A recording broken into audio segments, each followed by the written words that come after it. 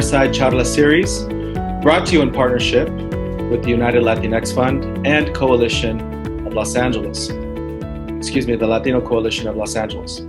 My name is Richard Corral, and I serve as the Interim Executive Director of the United Latinx Fund.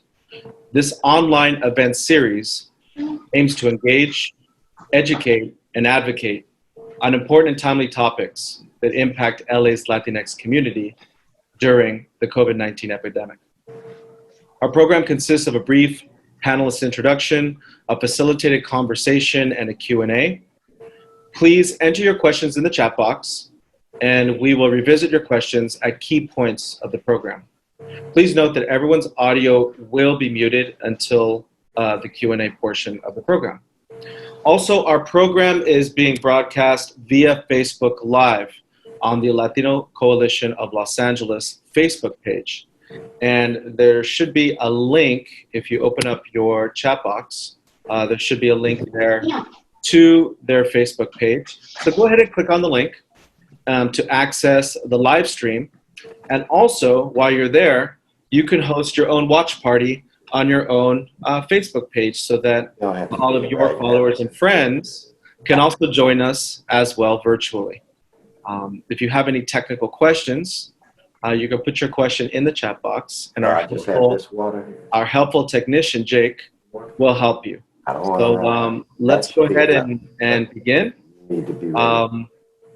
Jake, I think we have a few folks that are still on the audio.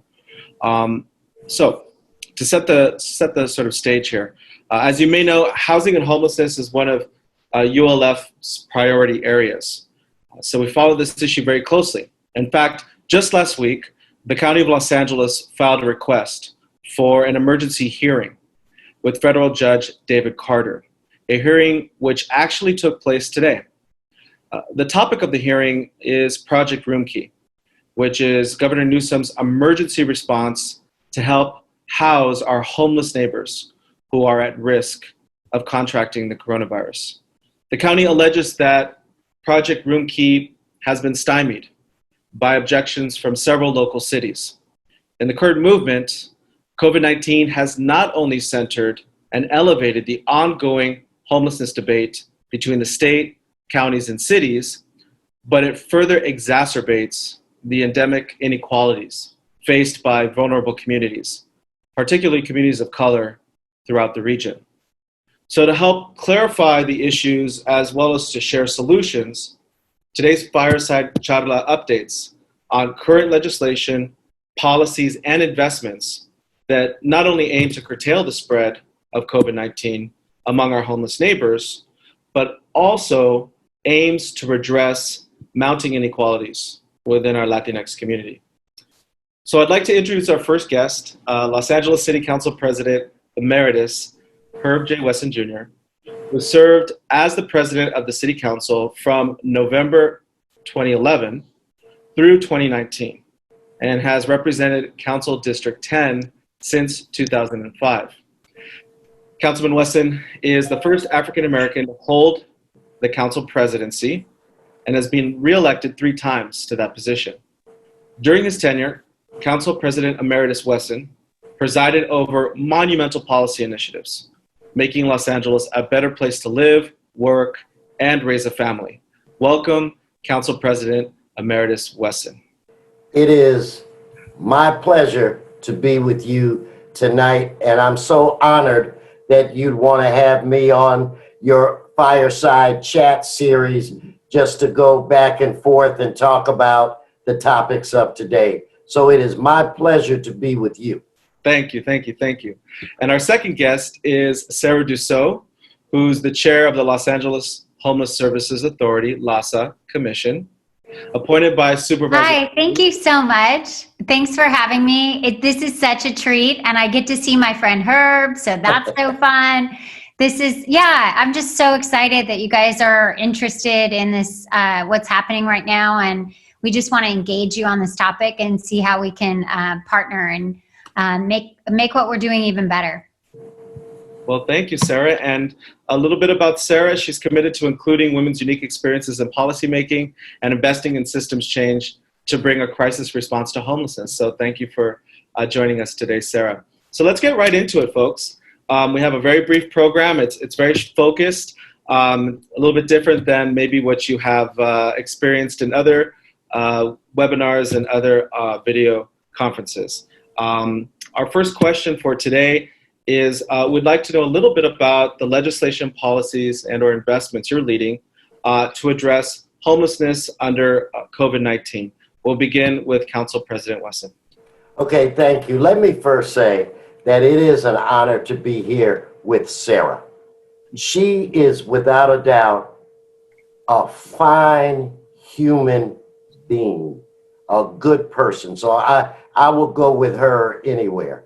Now, where it relates to this issue, what we've done on the city council is we tried and successfully enacted protections against tenants being evicted. We've also put in place a renter's assistance program that will help keep individuals in their homes. This is not the time to be putting additional people out in the streets. This is a time for us to all lock arms, stay afloat until we get through this process. But what's really important to me is that as you look at the federal government coming up with stimulus package after stimulus package, which I support, I think that it's time for us to push for a stimulus package that is the people's bailout of LA, that focuses on the most precious resource that we have in this country, which is our people. Everybody deserves to have a good job and health insurance.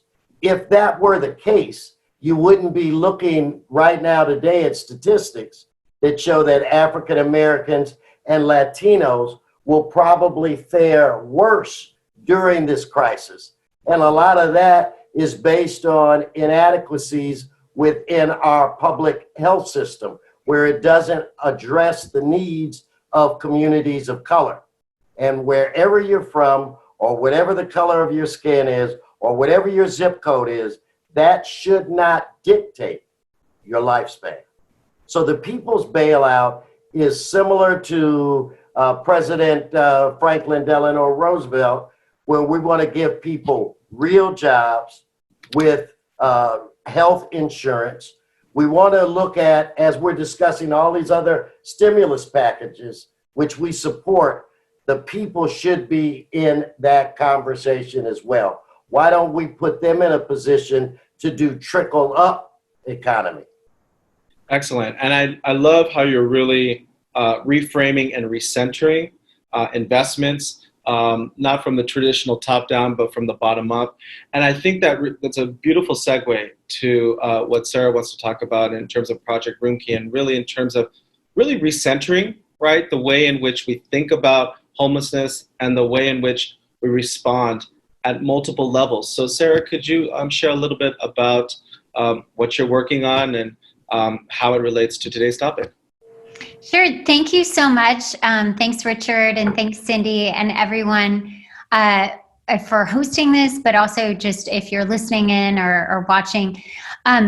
So Project Roomkey is a governor's initiative that the county and the city and LASA have taken, the bull by the horns. So the governor announced he wanted 15,000 hotel units available for people experiencing homelessness.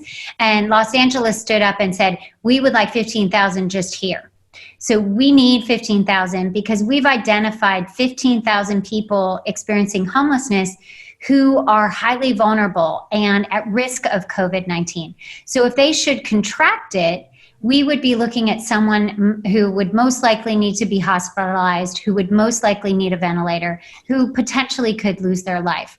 So we want to prevent that from happening by racing as fast as we can to get people into housing quickly and into isolated housing. So they are able to practice safer at home the same way you and I are. So we're safer at home. And so why shouldn't everybody be able to have that opportunity to stay safe?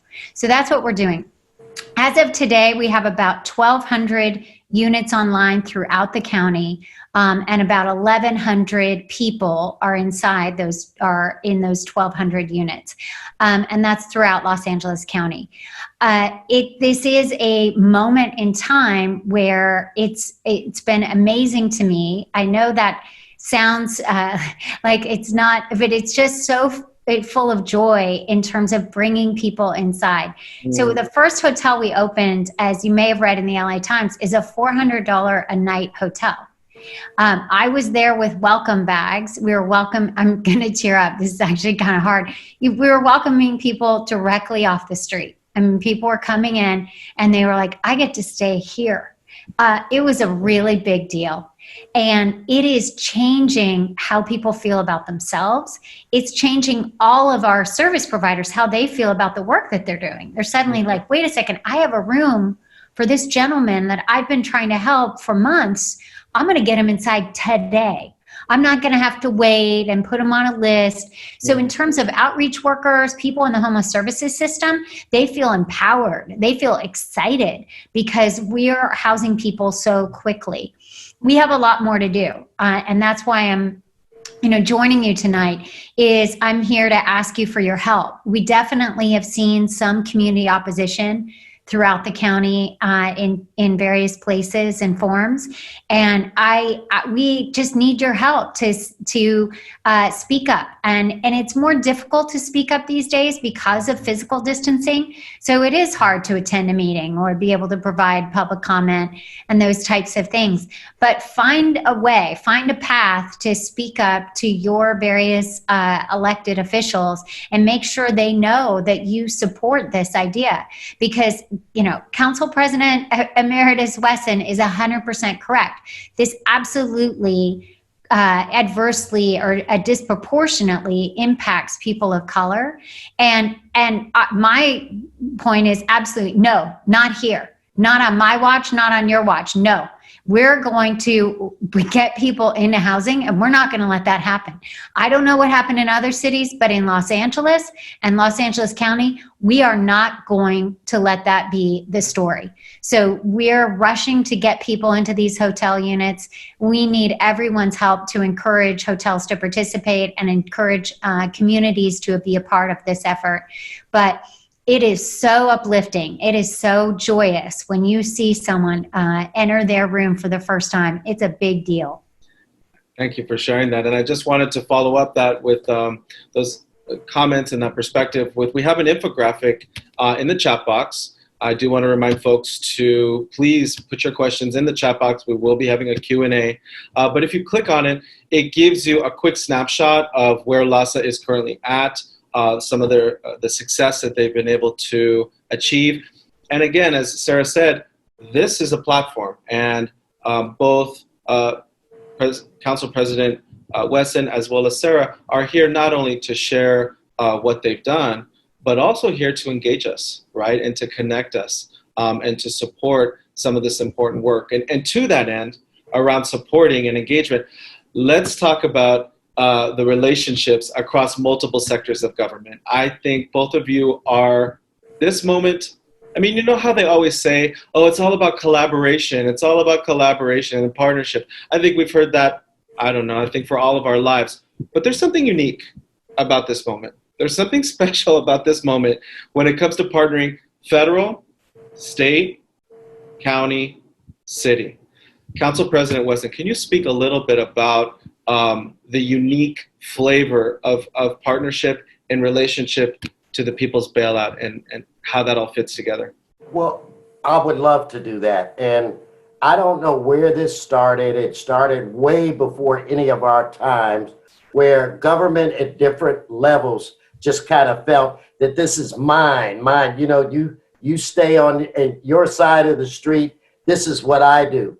Because of the homeless situation, in some respects, it has kind of put us all together. And I'm proud of the positive relationships that are really growing with the city and the county of Los Angeles. Yes, we have flaws, but I have never seen two governments work so closely together.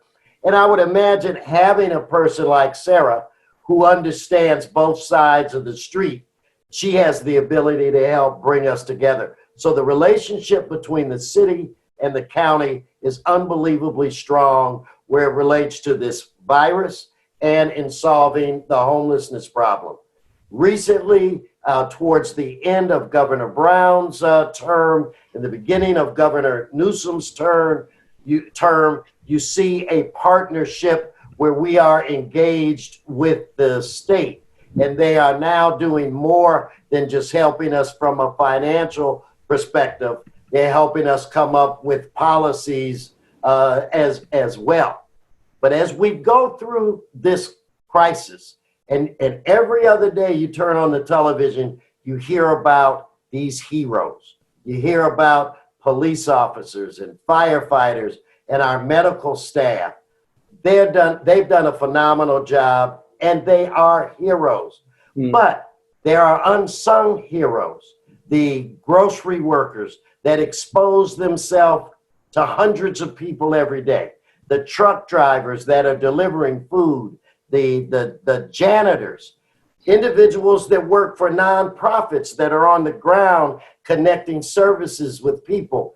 Those are the heroes. And when we get through this crisis, it is important to me that we just don't pat them on the back and say thank you, that we have to put them in a position to deal with these disparities that are in the public health system.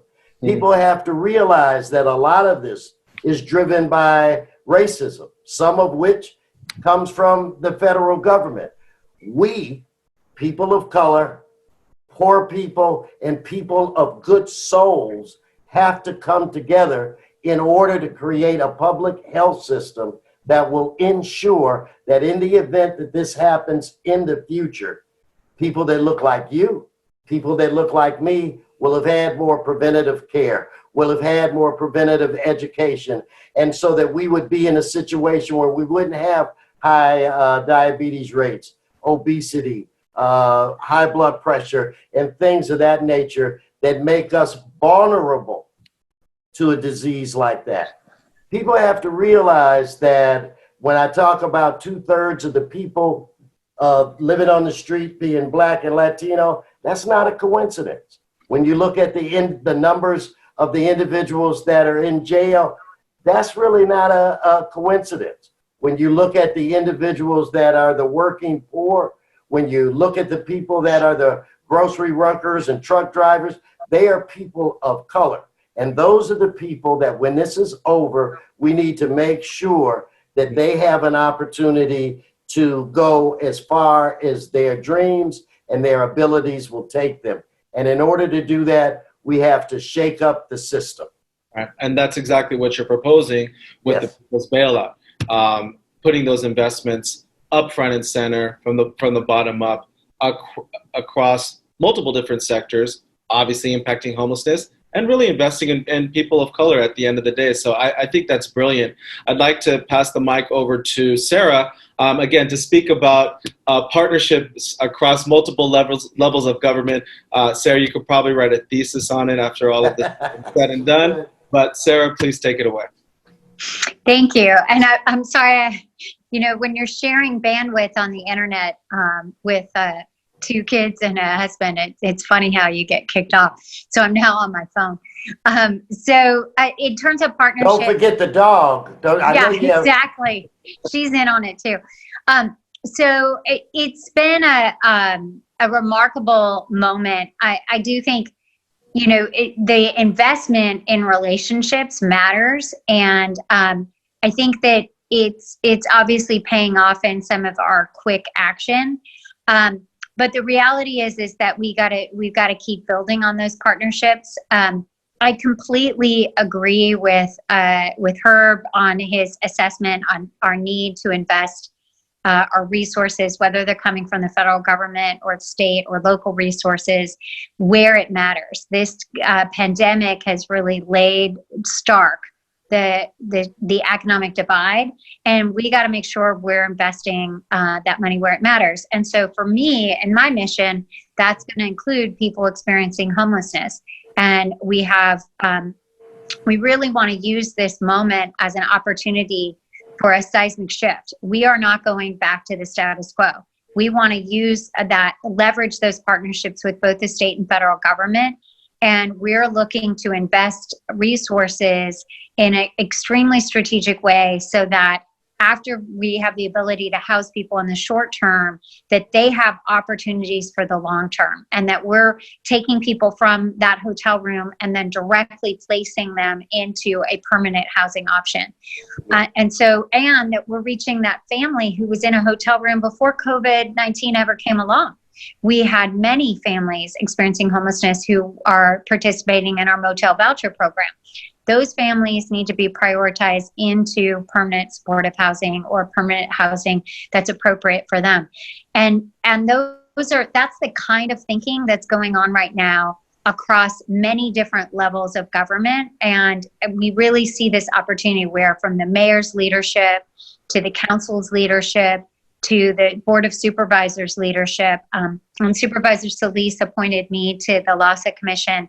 And it's a joy to work with her because her team is so fantastic. And we're constantly thinking of ideas. Okay, where's the next place that we can look for modular housing? Where's the next place we can look for all types of housing opportunities?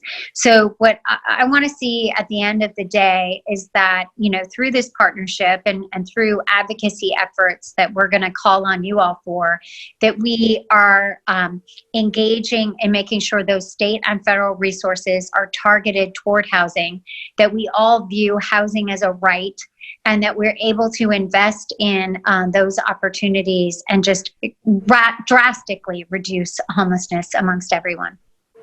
Thank you for that, Sarah. And, if I could just jump in, Richard, for one quick second. Sure, please. One of the reasons why I'm just so proud of Sarah is that this is not a job for her. This is personal. She and I both have experienced this homelessness issue through family members. So when she indicates that she's going to do everything that within her power to change these, that's personal. Rarely do you have individuals that have actually seen this and that are actually committed to do this, not just because it's the right thing to do, and it is, but because it's personal. So with she and I, this means a little bit more. Mm. Yeah. Yeah, and I think there's no coincidence why you're both here today and why you were both selected. There's some common denominators at play. So this is our final question and our wrap-up question that also is very personal to us. United Latinx Fund, the Latino Coalition of Los Angeles, we invest, support, partner with nonprofit organizations. And I'm just going to be very blunt. We're scared. We're very concerned about the future of many of the nonprofits that, for us, our foundation, it's been 30 years that we've been investing in these organizations. So it's our existence, right? It's who we serve and who we care about. So if just 1 minute, no longer than 2 minutes or less, if you could talk about the importance of grass tops, grassroots leaders and nonprofits to the work that you're trying to advance today. Okay, I'll just give a quick example, and trust me, this question that you just asked, we could probably discuss for days. Okay, but just let me cut to the quick. The coronavirus strikes, we have individuals that have all kinds of needs. People that are at the dinner table right now wondering, what the hell am I going to eat? What the hell am I going to do this weekend? So we've been doing a variety of things. So we have passed out almost 500,000 diapers. We've given away food to thousands of individuals. We've given away face masks. We've given away whatever people have needed. But one of government's biggest weaknesses is that we're not that nimble. So in order for us to successfully deliver 500,000 diapers and boxes and hot lunches and masks, we partner with nonprofits that are very, very nimble. nonprofits, grass tops that, you know, if you're giving away a 500,000 diapers, trust me, people are going to come and get them. But it's the nonprofit organizations that know the people that really need them. And they're the ones that put you in touch and connect you with those that are in need. So we have done a lot, and I'm proud of it. And they don't get the credit they deserve, because every step that I've taken, the Latino Coalition, the Good Plus Foundation, CARE, Hands Across Compton, all of these nonprofit organizations, they're the nimble ones that actually get the product to the people that need it the most. So that's just one example of this need. And moving forward, when I talk about the people's bailout, our partners in this are the nonprofits. So that they have to be factored in as we move forward. Thank you. And Sarah, you know, to dovetail off that, you and I have had numerous conversations about nonprofits at various capacities contributing to the solution to end homelessness. Can you briefly share your thoughts about the role of grassroots and grass tops organizations and nonprofits in order for you to succeed on your mission? I mean, our mission doesn't work without them. So period. I mean, all of these, Project Room Key is dependent on local nonprofits to run the hotels. I mean, we set up the operations and the LASA team, and a shout out to our LASA team led by our interim executive director, Heidi Marston, and the entire team has been amazing. But again, we cannot do this without the nonprofits, period. Full stop. So if we don't have real partnerships in the community with nonprofits of all sorts and able to really meet people where they are, we will fail. But I want to just give a global perspective in that a lot of folks are thinking about this at this time. And so a dear friend of both Herb and I's, Miguel Santana, is chairing a steering committee that's being supported by several of the large foundations and endowments in the region, specifically to look at this issue and try and figure out the vulnerabilities that have been laid bare by this crisis and how we're going to reinvest in the community. And that includes the nonprofit community, because we don't want the 30-year, nonprofit, the 40-year nonprofit that's culturally competent, that's working in the community to go away. We need to make sure that we are focusing our advocacy efforts and support efforts around that. So we think that's as important as, some of the small businesses and communities and other ways that we're reaching vulnerable populations. So we're going to make sure that we do the research. We have a fabulous couple of professors, Manuel Pastor and Gary Segura, who are supporting the effort. And we're going to be coming out with some actionable items for both the city and the county to make sure that we're, putting our money where our mouth is and supporting our nonprofit community. Excellent. Excellent. Hearing you both say those remarks really gives me a lot of hope because earlier this month, ULF and LCLA kicked off a signature campaign for nonprofit resilience to ensure that local nonprofits that primarily serve communities of color can withstand the current crisis. And our goal is to collect 5,000 signatures by May 1st. So I know that, Cindy, if you could put a link to our petition in the chat box, I think that would be helpful for those folks who are not connected to the campaign for nonprofit resilience. And I really, I want to thank both of you for your leadership and ensuring the vitality and the longevity of these organizations. I think we're all committed to that common cause. And so we are now at the top of the hour. I do want to make sure that we do have time for a question. I believe we have a local city manager from El Monte, which is in Supervisor Solis's district, Alma Martinez. I know that she does have to jump on a call quickly at 6. Alma, are you there and are you available for a quick question for Council President Herb or Sarah Dussault? She might have had to hop off. Let me just double check here. And if not, we do have another question. Let's see here. Okay. I think Alma is not available, but if you do see her on your list, Cindy or Jake, please do unmute her because we would like to get her thoughts. I do have, Cindy, if you could also share with us, I know you've been monitoring the chat very closely. Is there an overarching question that you have seen appear from tonight's conversation that you'd like to share? Yeah, of course. Thank you, Richard. And thank you, Sarah and council member, for the information. I think I have a great question right here from Naomi. So Naomi, we'll meet you in a couple of seconds. Her question is, can you please talk about the partnerships with the Sheriff's Office and the Office of Diversion to folks being released from jails into safe housing? And then I'll just leave that open for either Sarah or Council President to answer that. I didn't hear all the question. Do you want me to? Can you jump on it? Yeah. Do you want me to repeat it? Sure. Or I'll jump in, and then the council president can.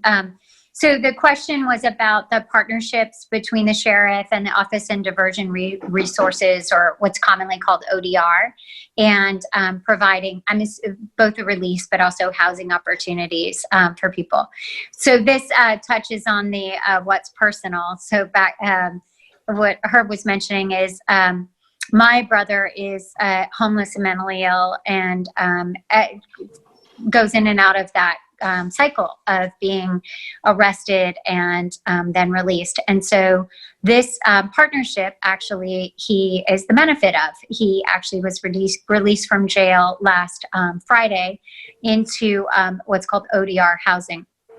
So I'm glad that he's safe, and I'm glad that he's been released, and that he is in a nonprofit supported housing opportunity where they're providing case management and wraparound services and the types of supports that he needs.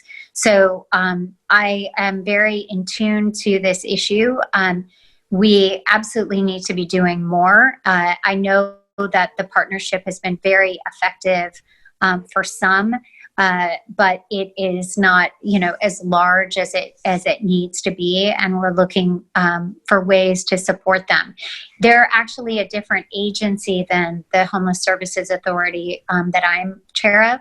So while we support their efforts and we try to collaborate, it's actually led through a different office. But I can tell you that they have been releasing folks, and that they are providing support systems into the community and placing people into housing. I certainly want to see more, but it has been effective. And I would agree. We have to support programs like this. This country was built on the desire to have second chances and provide opportunities for individuals. My son has had a rough life as well, been in and out, and I'm proud to announce that he's 6 months sober. He's receiving the mental health services that he needs, and we have our fingers crossed that this time is the time. And I think we have a responsibility, just given the inequities in the way this government was set up, to afford opportunities to individuals that might have zigged in life when they should have zagged. If everything was equal in the beginning, I don't think you'd see the disparity that you see now. So we do have a responsibility to try to close the gap and provide opportunities for individuals to move to a place where they're productive. This country should be about, or should not be about, how many times you get knocked down. This country should be about how many times you get back up. And if that last time, we can keep you standing. Great. Thank you. And then Naomi, you're unmuted. Wanted to see if you had any follow-up to that. No, I think that was That was all, I think. I know, based on what Sarah just mentioned, that probably there are resources there, and just the need to, we need to do more. Is that, my question is that just having more, let's say, hotels being willing to participate in something like this? So I just, that's kind of my question, is what do we need to get more? Well, you know, if I could jump in, yeah. and then I'll let Sarah. Sure, please. I'll let Sarah just hit it out of the park. You know, she referenced earlier that we are having some success, but that we are still getting pushbacks from various cities and regions, probably throughout the entire state. What we have to really build here is an army of support that can make sure that communities have accurate information, you know, not bits and pieces of data that is not correct. If we can build an army of support that actually knows facts, I think it puts us in a better position to sell these types of programs throughout the county and throughout the state. I guarantee you that a lot of the individuals that don't want to see us expand have some, they're all good people. They just have some data that is inaccurate data that is frightening them. So it is important that everybody that believes in this stands up so that people can see that we're a tidal wave of hope that is saying enough is enough. So Sarah, really quick before you chime in, speaking of people standing up, speaking of people taking action, speaking of people not necessarily making up their own minds, you know, this is a call with leadership on the line. And thank you, Alma, from El Monte, city manager, for your patience. My team will now unmute you because I do want Alma to speak, because you teed it up perfectly, Council President, in terms of what's really needed. Well, guess what? We have what's really needed. Her name is Alma Martinez, and she's on the line. Alma, take it away. Oh, you're so nice. I mean, this whole conversation has been incredibly inspirational. Thank you so much for the leadership. So I know I'm a board member for the United Latinx Fund, but also I was asked to talk about the different initiatives that we've, in the city of El Monte, have taken on, not just as a city manager, but also backed by Mayor Andres Quintero and the city council. From the beginning, we knew the need was going to be great. So we kicked it off by not only providing meals, a food pantry, but also cooked meals, making sure the internet inequality, we were helpful with the Mountain View School District, provided 1,000 hotspots for students throughout the district. Yes, in addition to that, we opened up the first testing site for the San Gabriel Valley and at the San Gabriel Airport, also known as El Monte Airport. And also we have a small business grant program, $10,000 for the first 55 businesses that qualify for businesses that have 20 or less employees. And we are also going to be doing a wonderful project to help people with the rent subsidy assistance program, and that's going to be rolled out pretty soon. And today we had our first homeless showers, and we serviced about 25 individuals and also provided meals for them. So we're just doing initiatives week after week to provide, to fill in the gaps. But the key here has been partnerships with the county. Supervisor Solis has been nothing but a leader in this whole effort, and partnerships with nonprofits, our Sacred Heart that is running the food pantry program, as well as my staff. So that's all in all. And, other city managers across the city, across the county and outside, from other states are reaching out, watching what we're doing and asking me for best practices. And of course, I'm sharing them because that's my job, right? That's my responsibility to make sure not just the residents of El Monte benefit, but outside El Monte. We also have a very controversial program that some cities are not in support of, and in partnership with Supervisor Solis to provide, Sarah, we talked about this, and Richard, some of our hotels reached out to me, hotel owners, and said, we need help. We're afraid we're not going to make it through this pandemic, and we're going to need help. And what are you guys going to do to help us? And that's when the governor's order came through, and we partner up with one hotel so far, and more are coming online to provide rooms for individuals who are at risk of because they don't have a home to be sheltered in. Thank you, Alma, for sharing not only your leadership, but also sharing what's possible. And, it's a cliche, but I think now more than ever, it really is coming down to leadership. And I think we're really seeing for ourselves the difference that leadership makes, not only on today's conversation, but also on the issues that ULF cares about, specifically homelessness in this case. We have gone a little bit over time, but just the quality and the richness of today's conversation, we always do have a 30-minute buffer for unmoderated conversation. I felt the need to allow the conversation to continue because it was so rich and robust, and oftentimes we don't get to hear this. So thank you for those folks who stayed on a little bit longer than the 6 o'clock hour. I'd like to thank all the panelists, and I want to please share with all of you at this moment that ULF and Latino Coalition of Los Angeles, we have numerous projects and campaigns and fundraisers. Actually, they're coming right around the corner. Cindy is going to be listing some URLs and some links for you in the chat box right now, including our campaign for nonprofit resilience, which I spoke about earlier. Also, she's going to share LASA's social media, as well as links to Project Roomkey and LA County links related to COVID-19 and homelessness.